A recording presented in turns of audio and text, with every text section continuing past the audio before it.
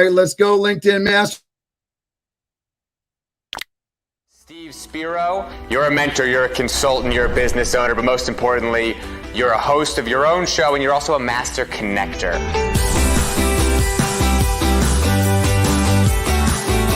Steve Spiro is one of my idols, and I love listening to everything that he does. He's such a dynamic individual. Some of the topics I really enjoy speaking on is how to really connect, whether it be in person or through social media. I love to lead with my weaknesses. I lead with, my vulnerabilities. It's fine because I'm okay with who I am.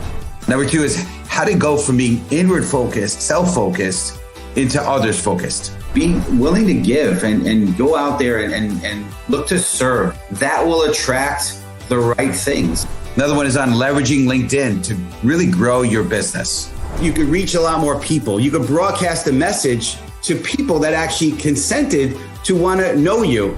And then lastly, overcoming big obstacles. I love sharing. I was a shy, introverted kid, picked on, bullied, learning disabled, dyslexic, really in a dark place. I was really in a box, in a shell, and I've been able to break out of that box. And so I love being able to inspire people and really help them. So the Master Connector was born. The world is my networking event, right? I meet people all the time. My goal is to meet 3 strangers every single day. Steve is open to meeting you. You should set up a face-to-face with Steve. One little conversation can really change your life.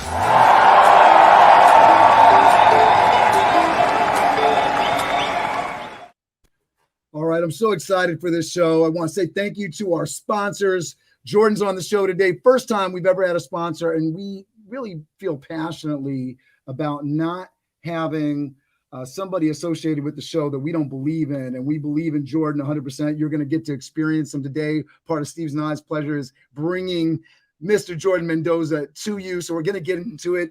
If you have not got into the comments and let us know where you are viewing from, do that now. We always enjoy loving to hear where you're viewing in from. I know Susan Castelli's tuning in from Ontario. Thank you for being a member of the community. Susan, I want you to get into the comment section right now and put in community, because you are a community member. If you've been here before, put in community. If this is the first time for you, put in the number 1 first time and let us know where you are tuning in from. I'm going to pass the baton over to Steve. He's going to let us know what we're talking about today, but we are passionate about connection and particularly about LinkedIn. So if you are looking to grow on LinkedIn, this is the show for you today. I am excited. We got Matthew Nickerson tuning in from San Antonio, Texas.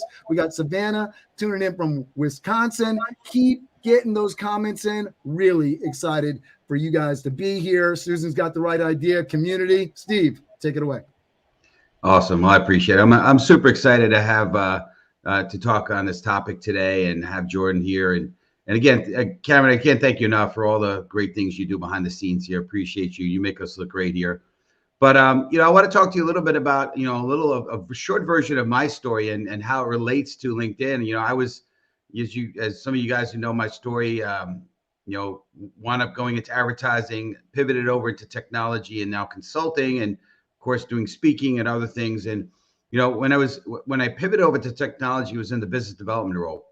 And I started to think, I want to use LinkedIn to kind of maybe prospect or talk to people and get in front of the right people. And I started to look at, I don't want to just call myself an account executive or business development role.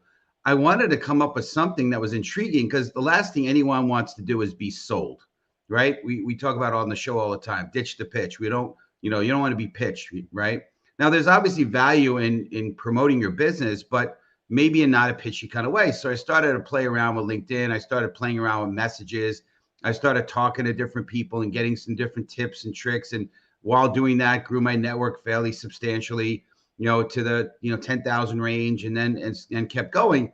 But I always felt like there was a cap to what I could do. And recently, through networking, surprise, through LinkedIn, I was fortunate to be able to stumble on Jordan. And what I was looking for when I met him, and I felt like I had a pretty good brand identity. I had a pretty good kind of look and feel for what I was doing, and I was having some kind of success. But honestly, I was looking for exponential success. And honestly, it's this short time working with Jordan, Cameron and I, we have been schooled big time. We've been taken to school for sure. and you're going to want to hear what he has to say. He's going to start with, his story, but we'll go into that. I know Cameron's going to properly introduce him in the way he only he could do it, and then we'll start getting into some Q&A with Jordan, and it's going to be a blast. So stay tuned as much as you can. The 30 minutes, we go all the way to 1:30. Hopefully you'll stick with us, and it's going to be amazing. Turn it back to you, sir. Absolutely. This is a really exciting show. So Jordan, before I get into the formal bio, this is a guy that took Steve, who's a powerhouse on LinkedIn, and really upped our game. And there's a lot of people that talk stuff, and if you're in the coaching community, it seems like there's a coach everywhere. But those that have had a coach know the value of a coach. And as you walk down Main Street, you're not going to see a lot of coaching businesses. So it's really a secret, right, to the majority of people. If you're in the LinkedIn coaching community, you're getting pitched all the time. It can feel like there's a lot of coaches out there, but it's not a common thing. It's not something that everybody takes advantage of, and not everybody builds a mastermind group of people to support you and grow you. And Jordan, let me tell you, it's just been amazing getting calls to actions in place. Oh, that content is great, but here's how you can 10x it over here by this. So I just want to put that big shout out. It's a really big deal to be able to take something that you're already doing kind of well and really lift it up. So Jordan Mendoza is the founder and CEO of Blaze Your Own Trail Consulting, LLC, where he helps entrepreneurs grow their business through strategic marketing, sales, and leadership consulting. In April of 2019, Jordan started creating content on LinkedIn and quickly realized the power of the organic reach. By December, he had amassed 20,000 followers using the strategy he now teaches his clients in his 12-week program. Since 2019, Jordan's content has reached over 4.3 million content views, and his audience has expanded to, I think it's like 67,000 when I checked this morning. Incredible growth. Now full-time trailblazer. Jordan's goal is to help 1,000 entrepreneurs grow their brands to increase their impact and income each year. Please welcome to the show, the jumping Jordan Mendoza. Thank you, sir. Hey, what is going on, Cameron and Steve? Well, first off, let me say thanks to you guys and thanks to your amazing community of people for allowing me to have an opportunity to speak to you. It's always an honor when I get to share my story and my journey with other people. I firmly believe that that's why we have our experiences, that it really isn't for us, but it's for us to take in and actually share with other people to help them.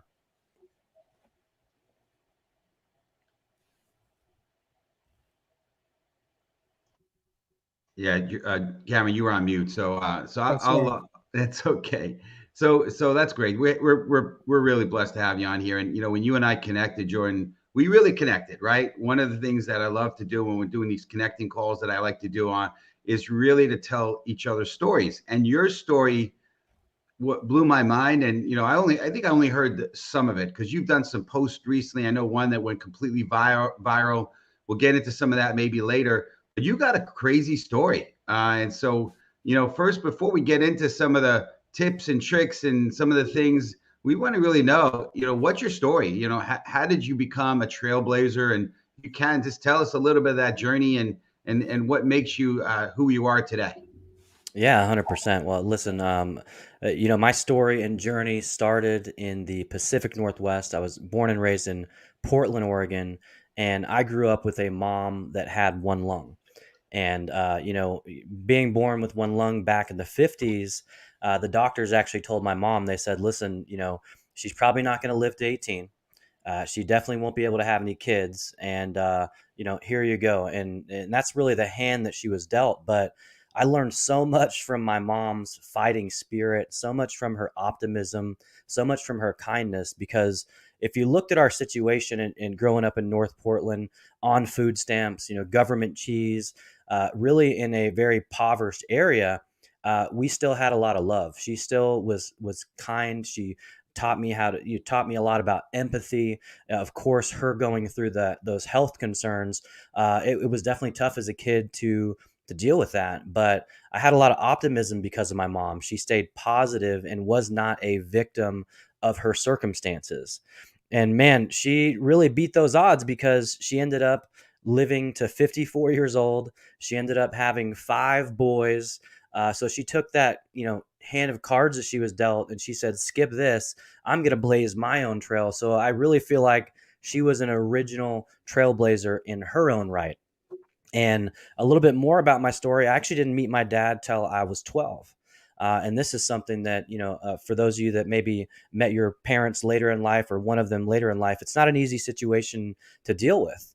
And so at 12 years old, I flew from Portland to Washington, D.C., where my dad was living, and got introduced to a whole new culture. My father is from the Philippines. He, grew up there in the rice paddies, and really worked hard starting at 7 years old, and then eventually became a seaman, traveled the world painting ships, and then jumped ship in the 80s for the American dream. And in about a year from now, he's going to retire from owning a landscaping business for over 40 years. So when I met my dad, although it was a little tough, there's definitely some resentment there with that relationship. I learned very quickly that he was a hard worker. I learned very quickly that he was very meticulous about what he did. And he always, preached at me the importance of education, making sure that I could soak up knowledge from anywhere and everywhere. So I really feel like, I learned so much from my mom, with kindness, with empathy, with overcoming adversity. And with my dad, I learned a lot about hard work, how to do things the right way the first time. And those two people, man, have been such an inspiration for me and have really helped me on this journey.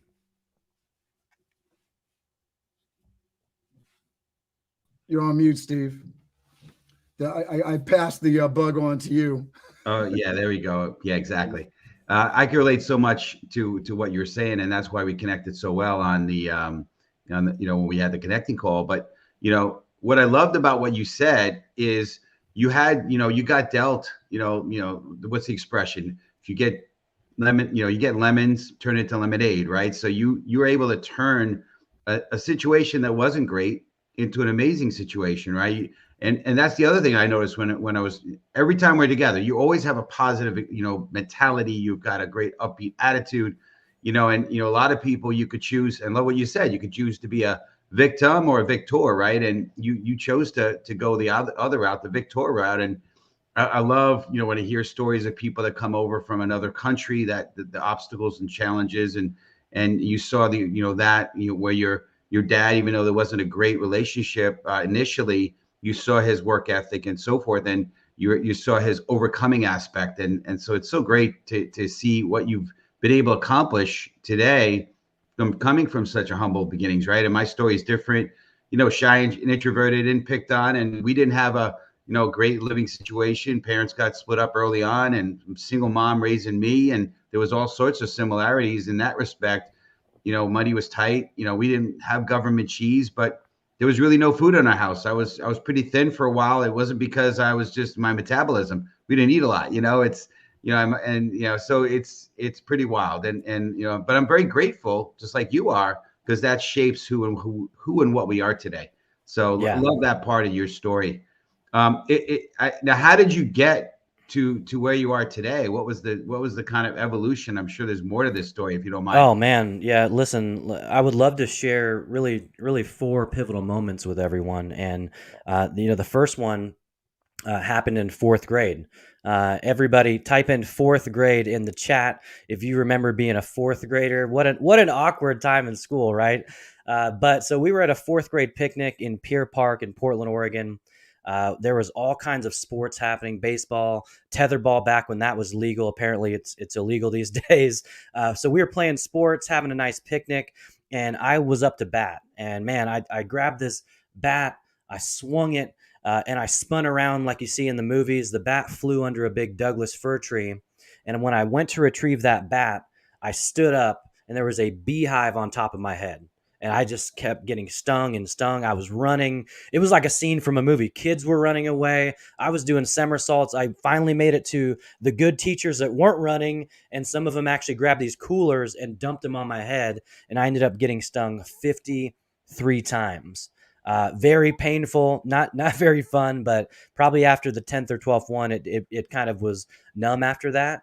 But kind of a funny caveat, after this, I thought I was invincible. I thought I was the bee man. So I would literally go see a bee on a dandelion, grab it, shake it up and have it like walk around on my hand until a couple weeks later I got stung by a yellow jacket, and I was like, okay, I'm not I'm not immune to bees. I'm not immune to bees. That's funny. That's crazy. Yeah. Tremendous, The bee man, tremendous huh? response from the audience too. Everybody typing in here. We got just let me shout out some folks. We'll keep the story going here. But Susan, fourth grade, Michelle, Savannah, Thomas. Thanks everybody for participating. Yolanda Ashfields. Margot says fourth grade. My pick is next to awkward. There we go. Fourth grade. Rona, Yolanda.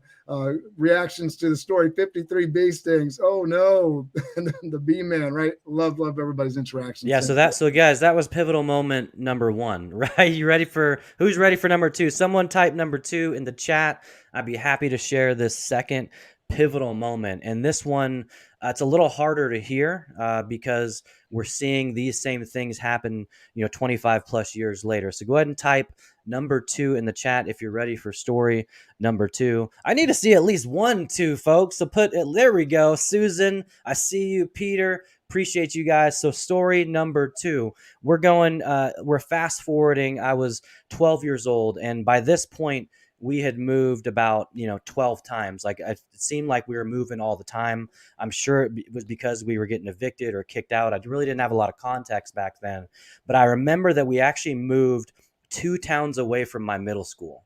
And although we moved that 12 times between birth and 12, we had always stayed in that same school district so I could go to the same school with my friends.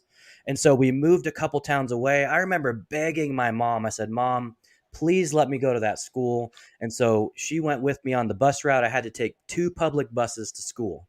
One of them stopped in front of a 7-Eleven convenience store, and I would hang out there. I got to meet the lady Rosa that worked there. My mom knew her. I would play Mortal Kombat 2 and wait until my next bus came. And so one day I was at the 7-Eleven. I was doing my thing. I was playing Mortal Kombat 2. I remember specifically I was Baraka, and I hear this. The bells of the 7-Eleven actually rang, and usually that meant that someone was entering the store. And about a minute after I heard those bells, a male voice said, "Hey, Daniel." And I'm Jordan. I'm not Daniel. So, of course, I did not reply to this voice. And within about a minute or so, my body was lifted. I was shoved into a Terminator 2 pinball machine that had the gun that was the trigger to pull the pinballs back. I was punched several times, thrown on the ground, and handcuffed and taken to a police car. Now, mind you, I have no clue what's going on. The lady's freaking out. They're telling her she's going to get arrested. And, I would beg that officer. I was not a great student, guys. I don't even want to front like I was. But I knew the night before I did my homework. And so I told that officer, I said, listen, if you look in my jacket, I remember very vividly, I had a London Fog jacket on. I said, sir, if you reach in that pocket and see my homework, you'll see it has my name on it. My name is Jordan Mendoza. And man, that guy reached in there. It was like slow motion. He was reaching in. He grabbed this piece of paper out. He saw my name, Jordan Mendoza, and he looked like he saw a ghost because he knew he had just screwed up. And to give you guys context, he actually was looking for a Hispanic runaway. So I was not only a victim of police brutality, but I was a victim of racial profiling, and I was a victim of a lot of different things because, for one, you heard the story prior. My dad's from the Philippines. I'm not Hispanic. My mom was Irish, white Irish lady with also Native American. So they not only got the wrong kid, but they got the wrong race. And so what I learned from this story is that people, no matter what role they're in, people do make mistakes, even people that are in power. And and just to keep long story short, there was some psychologist I had to see. I had to go and to talk to the courts, but ultimately, I just wanted these guys to lose their job. I knew what they did was wrong, and I really wanted to move on with my life. And I feel like that empathy that I had at 12, a lot of that came from watching my mom go through the things that she went through. And so I had very, very strong empathy to know that although they made the mistake and they needed to lose their job, I didn't want to escalate that, into further judicial procedures or anything like that. But man, what an impactful moment for me. And, these are things you guys are still seeing in 2022. And it's something truly that when it comes to diversity and inclusion, we really have to be truly thinking about what we're saying, what we're doing, even today. So true. So true. Yeah. certainly there, everyone goes through their own sense of discrimination. And, I mean, I certainly don't have the background of being Latino or African American, but, we all have our things, right? I mean, I was short, I was awkward, and so we all have our stuff, right? And again, I'm not minimizing what you went through, which was horrific. And I couldn't even relate, but we all have our share of stuff. But I love the fact that, again, you took that opportunity and made something good out of it, and continue to find the good and bring it forward. For sure. 100%. So who's ready for number 3? You guys enjoying this so far? Hopefully you've gotten a little bit of value out of some lessons and experiences that I've gone through. So type number 3 down in the chat. Let's get interactive, folks. Like, we're coming out of a pandemic, guys. Let's get excited. Everything is on the up and up. So story number 3, Susan, I see you. Thank you so much for that. Number 3. Let's go ahead and get into it. So we're going to fast forward 7 years. I was actually 19 years old. And by this time I had been out of high school. I had gotten a sales job that had me traveling to different states. And we got this really cool opportunity to be able to go open an office. I was in California at the time, and we were going to go open an office in New Jersey. And this was April of 2000. Okay. So we are on this journey. And as 18, 19, 20, 21-year-olds would do, we took the scenic route. So we drove from California, we drove down to Arizona, we went to Vegas, we went up to Utah, Nevada. We really were kind of zigzagging until we eventually got onto I-80. And for any of you that are watching this, I'm not sure if you've been on I-80. It's one of the most desolate freeways in the country. There's a lot of traffic fatalities, I think, daily that occur there because there's not a lot to look at. And so we were in a caravan full of cars. I was in a Chevy King Cab truck. It was probably about 4 a.m. I had fallen asleep, and I had actually woken up my buddy Jeremy that was driving. He actually fell asleep at the wheel. And so when I woke up, the truck was actually sliding at north of 70 miles an hour, barreling down the freeway until we eventually started to flip. And I remember yelling, "Holy," 3 times, and then we actually landed. And when that truck landed, I looked in the front seat, and my buddy Jeremy was no longer in the vehicle. He actually got ejected and landed about 25 yards onto the freeway. So as you can imagine, this was a crazy situation. I actually got out of the truck. The 2 other passengers got out. We're all searching for our friend. And then after a couple minutes, I smelled a very strong iron smell. And when I reached down to my right leg, my hand went in about a fist deep. I had a cut on my right leg. I had a 12-inch cut about a fist deep. On my left leg, I had an 8-inch cut. I had to be rushed to a hospital via ambulance. My buddy Jeremy got life flighted to Casper, Wyoming, to undergo brain surgery. And when I woke up that next day in the hospital, I'll never forget this. A buddy of mine, his name is Branderis, was sitting in front of me. And I've got to rewind a minute because I've got to give you guys the context of this fight that we had. So we had a fight in Utah on this drive. And me and Branderis were fighting each other. We were battling about who was going to be in the cool truck. And man, we almost got in a fist fight, but I actually won. So when I woke up in that hospital and saw my friend looking at me in the face, I looked at him and I said, "I'm glad it was me." Because I thought in that moment, what if he would have been in that truck? I didn't have my seatbelt on and it actually saved my life. But what if he would have? And so I felt a sense of gratitude, even though I had just been through a situation where I now had 52 staples and was having to relearn how to walk again. I had gratitude that it was me and not my friend. And man, there are so many other lessons that I learned from that experience. And one of the biggest ones is that adversity truly gives us strength, because they looked at me and said, "You may not be able to walk right again." And as a 10-year break dancer, about 6 at that point, I wasn't going to take that for a dang answer. So I fought hard. I went from, wheelchair to walker to cane to crutches until I made a 6-month full recovery.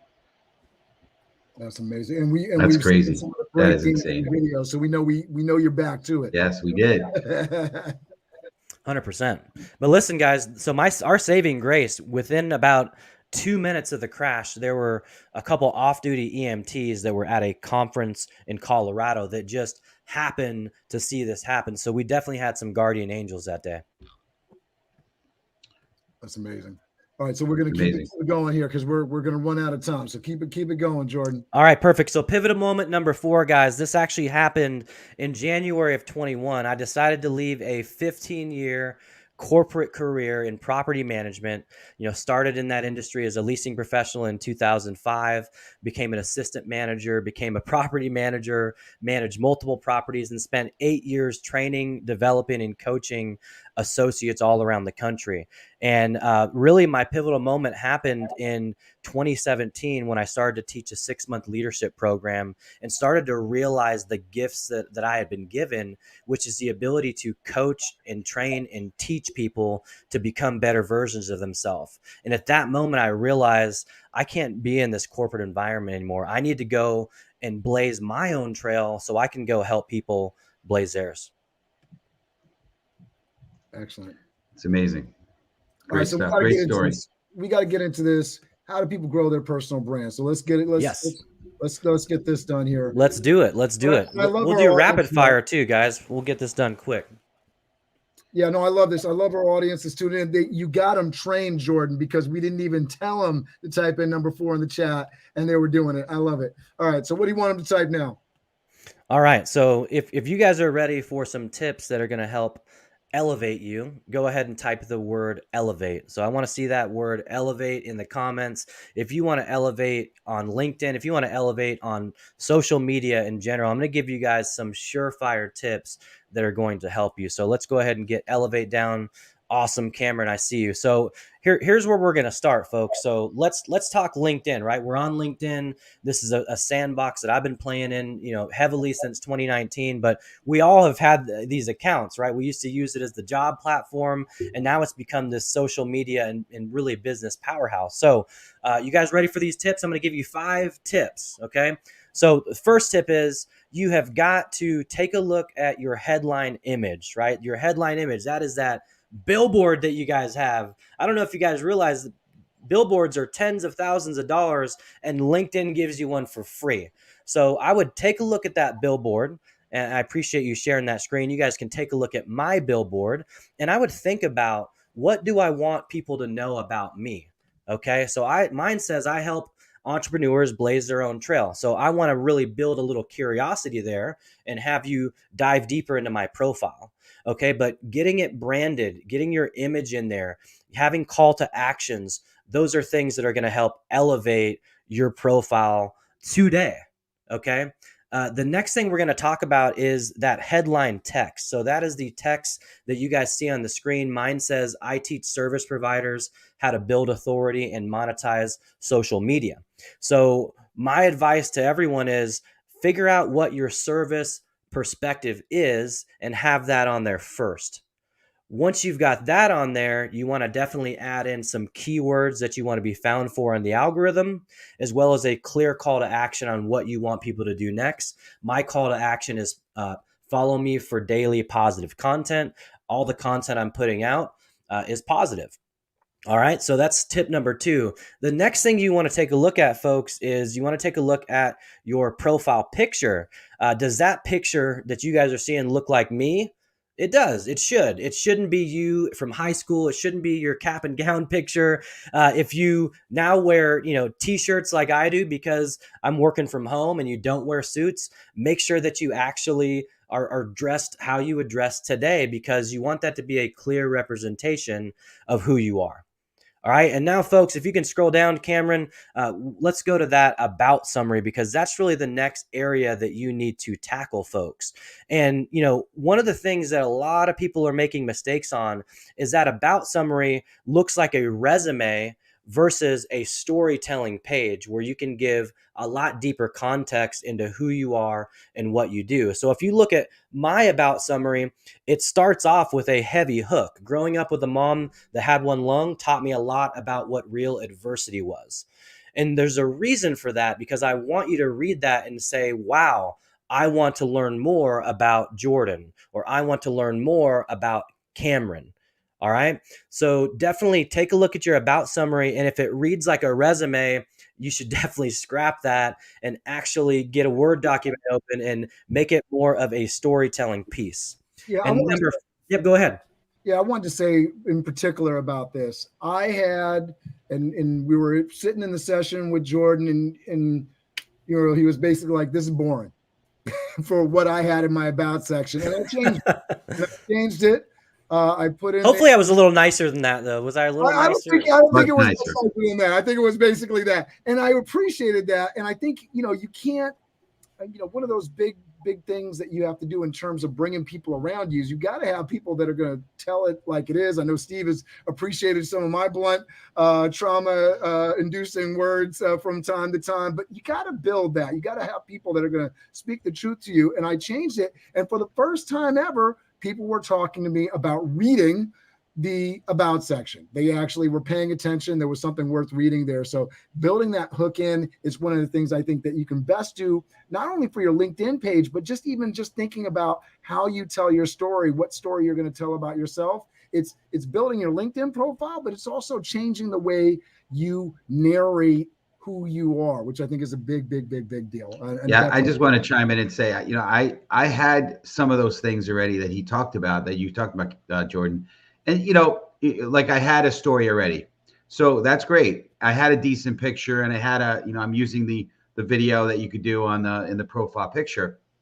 But when I changed the header, because I had some things, I was trying to be a little bit, I was basically winging it. When you gave me some mentorship on that changed the game a lot for me as well, because I started having the right people connect with me, the right people want to get on a call with me. And it was a game changer. So we appreciate it. It's very clear that you got this thing dialed in. And so viewers that are watching, if you haven't connected with Jordan, make sure you connect with Jordan. We've got, if you go to masterconnector.show, there's actually an affiliate link where you can, if you want to look to potentially have Jordan do business with him, make sure to go to that, masterconnector.show. There's an affiliate link. You can go and click on it. And I know he's giving a special program discount to any of the loyal viewers of our community. So you should definitely go ahead. And that's not why we're having him on. It's not about, promoting his business. He's just really good. And we found really good value. I mean, like Cameron said, I was always pretty good. I wouldn't call myself a powerhouse. He did, but I was pretty good. But work with you, Jordan, it has taken things to another level. So we appreciate you, sir, very much. No, So listen, and I appreciate you guys, because here's the thing. I've talked to a lot of people. I've coached people, some for free back in the day, and people that have paid me, and not everybody takes action like you guys do. And so, folks, if you're out there, whether you work with me or Steve or Cameron or anybody, the biggest thing is that you have to take action. You have to be committed, because if you're not invested in you, other people aren't going to be invested in you. So hopefully that resonates with somebody. But if I can help in any way, like Steve said, anyone that sees this broadcast today, if you just connect with me, send me a request, send me a DM on LinkedIn with the word Blaze, and I'm going to give you guys a special discount for this community. I love that. And along those lines, because I want to get all of our nuggets in here. We're at 129. So we're going to squeeze the last little bit in here. If you guys want more from Jordan, type more into the chat, more. All right. How to create systems for your business in order to scale. We talked a little bit about, building the personal brand. I know we could talk a lot more about it, but talk to us a little bit about how to create systems for your business in order to scale. Oh yeah. I mean, this is one of the things that I realized, early on that I was lacking. I was that guy logging into Calendly. I was that guy logging into MailChimp and logging into Kajabi. I had to log into all these places. And that was frustrating. So I had to kind of go back to the drawing board for my own business.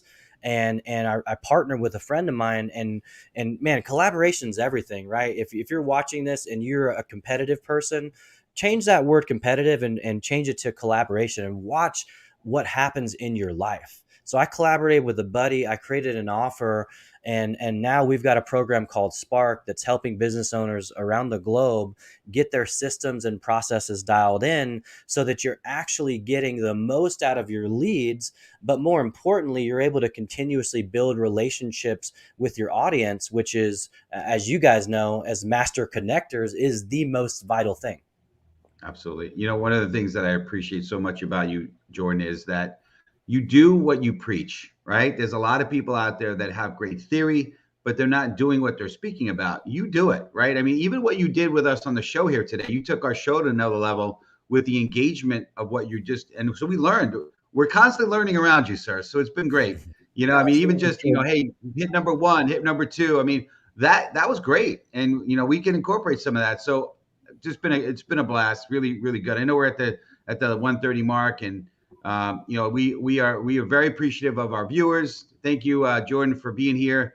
I did pleasure. a post recently, as just today actually, and what I did, just in case, you probably figured it out, Jordan. I took my about section, and I actually made a post about it, which is my story. So I figured, yeah, let's showcase that. So Yeah. But yeah, and you know, there's so many great nuggets. So we just appreciate it. Viewers, make sure you connect with Jordan. Make sure if you haven't connected with Cameron, go to BizDev Live. He's got a great page. He's got also Toth Event Staffing. Go check him out as well. Definitely make sure to follow us. Ring our bell, right? Go to the homepage. It's another trick we learned from Jordan. Ring the bell, which means every time our content comes out, you'll get notified. So, but we appreciate you guys. Cameron, any final words you want to say, sir? No, I think we're ready to crush it. Respecting everybody's time. I've got one last thing I'd love to share, just to give some value. We have a lot of people, Jordan. A lot of people in here. When we said more, we got Will Sullivan, Michelle, Yolanda, Rona, Susan. Right, everybody asking for more. So we appreciate you. Go ahead, Jordan. Absolutely. Yeah. So I just want to leave you guys with some parting words. And it's actually a quote that I wrote in my bathroom. And I remember I was with my wife, and you know, we were just having a conversation. I had my iPhone out and my notepad, and I'm always looking at the brighter side of things, if you guys couldn't tell. But I wrote this quote in 2019. I didn't know how much it was going to impact me in 2020. It's still held true in 21, and I hope it adds value to you today in 2022. So if you've got a notepad, if you've got a phone, take this down, or else you can just type hashtag Team Replay. If you're watching this on the replay, we'd love to know that as well. But here's the quote: "The struggle might be real, but the good news is that every struggle has a free gift called a lesson." So hopefully that adds value to you today. Absolutely. Absolutely. All right, let's do it, Steve. I love that. That was awesome. All right, so we're gonna count down and crush it. So Jordan, you probably know what we're doing here. We're counting down, and we're all gonna shout out "crush it," and hopefully viewers, you were doing it with us. Ready? 5, 4, 3, 2, 1. Crush it! Hey, listen, everybody, we have an amazing show for you next week. We want you to tune in. We're really looking forward to it. Every Wednesday at 1 p.m. Tune in. Make sure, if you have not already connected with Jordan, that you are doing so. The comments are keeping coming in. If you're watching the replay, make sure you're putting in hashtag replay. Thank you, everybody, for all your comments today. We will see you next week, and you know what to do. Go. Next week is Russ Hedges. Live your life you choose. That's what next we're doing week. now. Russ Hedges. Here we go. We'll play him out. George, stay on for a second. We'll talk to you. Steve Spiro, you're a mentor, you're a consultant, you're a business owner, but most importantly, you're a host of your own show, and you're also a master connector.